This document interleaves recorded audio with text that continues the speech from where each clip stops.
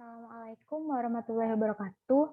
Perkenalkan, nama saya Cynthia Setiawati dengan NIM 18233107, program studi D3 Manajemen Pajak Fakultas Ekonomi Universitas Negeri Padang. Baiklah, di sini saya akan menjelaskan materi etika perpajakan tentang etika dalam perusahaan global dan pasar bebas.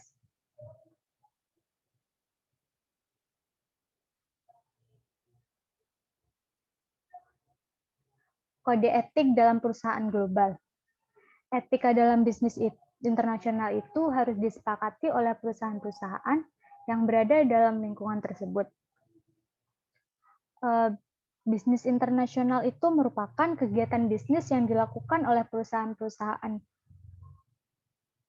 yang melewati batas negara, di mana dalam pelaksanaannya memiliki kode etik atau pedoman etika bisnis di dalam lingkungannya. Kode etik internasional itu yang pertama di bidang bisnis adalah The Crown Table Principles for Business.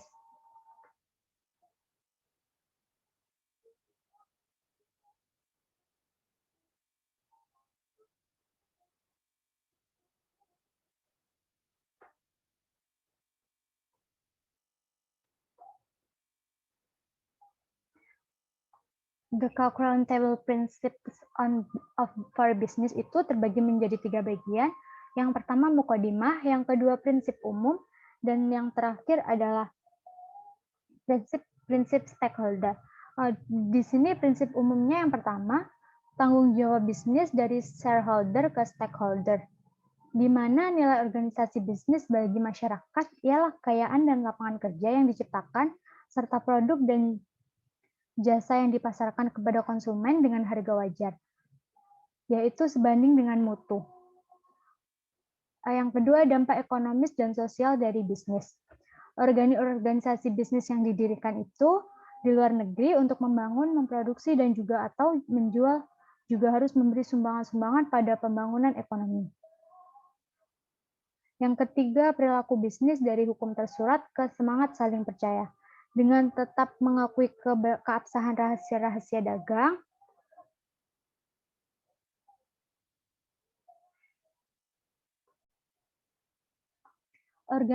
organisasi bisnis itu harus menyadari ketulusan hati, ketulusan, kejujuran, dan sikap memegang teguh janji, dan juga transparansi bermanfaat tidak hanya bagi kredibilitas dan juga stabilitas sendiri, tetapi juga bagi kelancaran dan efisiensi transaksi bisnis, khususnya pada tingkat internasional. Yang keempat, sikap menghormati aturan. Untuk menghindari konflik dagang dan untuk menggalakkan perdagangan yang lebih bebas, kondisi adil dalam persaingan, perlakuan yang seimbang dan adil bagi seluruh partisipan, organisasi bisnis wajib menghormati aturan internasional dan juga peraturan domestik. Yang kelima, dukungan bagi perdagangan multilateral, di mana organisasi bisnis wajib mendukung sistem perdagangan multilateral serta kesepakatan-kesepakatan internasional serupa. Yang keenam, sikap hormat bagi lingkungan alam.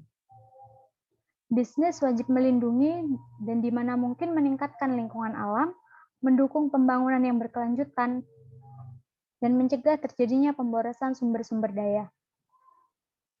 Yang terakhir, menghindari operasi-operasi tidak etis. Bisnis wajib untuk tidak berpartisipasi dalam menutup mata terhadap penyuapan, pencucian uang, atau praktek konsep lainnya. Bahkan bisnis wajib menjalin kerjasama dengan pihak-pihak lain untuk membasmi praktek-praktek yang tidak etis. Selanjutnya, prinsip etika dalam pasar bebas.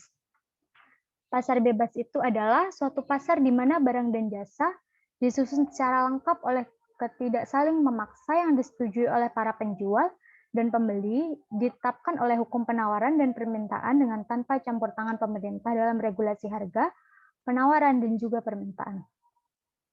Dalam prinsip etika dalam pasar bebas ini terdapat 2 prinsip, yaitu keuntungan moral pasar bebas dan juga peran pemerintah.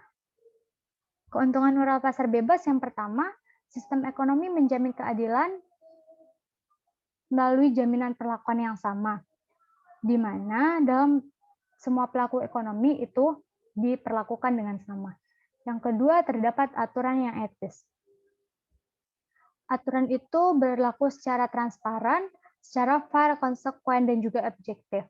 Maka pihak secara objektif tunduk dan dapat merujuknya secara terbuka. Yang ketiga, memberi peluang yang optimal. Pasar itu memberi peluang yang optimal, belum sempurna bagi persaingan bebas, yang sehat dan fair. Yang keempat, terjaminnya pertumbuhan ekonomi. Dari segi pemerataan ekonomi, pada tingkat pertama ekonomi, pasar jauh lebih mampu menjamin pertumbuhan ekonomi. Yang terakhir, peluang terwujudnya kebebasan manusia. Pasar bebas menjadi perhatian serius bagi pemerintah karena selama ini tidak pernah maksimal dalam memperkuat dan memajukan industri nasional dalam menghadapi tuntutan pasar bebas tersebut. Peran pemerintah yaitu yang pertama efektif. Apabila terjadi pelanggaran dalam pasar bebas, pemerintah akan bertindak secara efektif dan juga konsekuen dalam menegakkan keadilan. Dan juga untuk membela pihak yang dilanggar dan menegakkan keadilan. Yang kedua, minimal. Apabila pasar berjalan dengan baik, maka pemerintah tidak akan ikut campur. Maka siapa saja yang dirugikan hak dan kepentingannya akan dibela dan dilindungi oleh pemerintah, terlepas dari status sosial dan ekonominya. Globalisasi dan pasar bebas. Globalisasi itu merupakan proses yang sifatnya top-down, di mana pembentukan sistem global yang bergerak keseluruhan di belahan dunia. Globalisasi itu beriringan dengan lokasi regionalisme dan juga multikulturalisme. Pasar bebas adalah perekonomian pasar jauh dari sempurna, di mana sulitnya mendapatkan informasi pasar mencukupi bagi kualitas produksi, serta sumber dan terkadang untuk mendapatkan suatu informasi diperlukan biaya, mengakibatkan alokasi sumber daya yang tidak tepat. Peran pemerintah dalam pasar bebas yang pertama, mengawasi akibat eksternal ekonomi,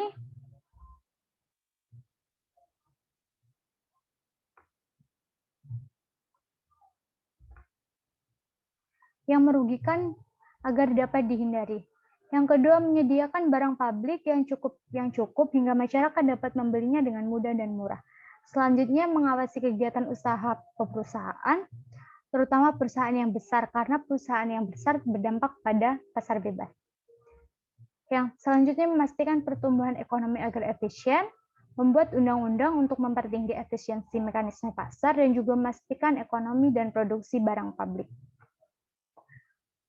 Perpajakan di perusahaan global. Perpajakan internasional itu adalah aspek internasional dalam undang-undang perpajakan suatu negara, di mana di dalam perpajakan internasional itu perpajakannya sesuai dengan bagaimana ketentuan memanjaki penghasilan luar negeri dan juga penghasilan dalam negeri yang diterima oleh wajib pajak luar negeri.